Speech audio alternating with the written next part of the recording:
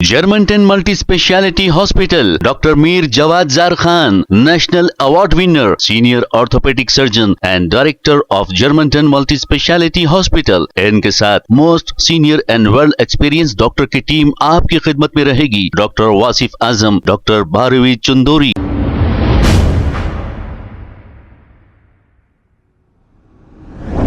अस्सलाम वालेकुम नाजरीन, 7H न्यूज सच को रखे आपके आगे।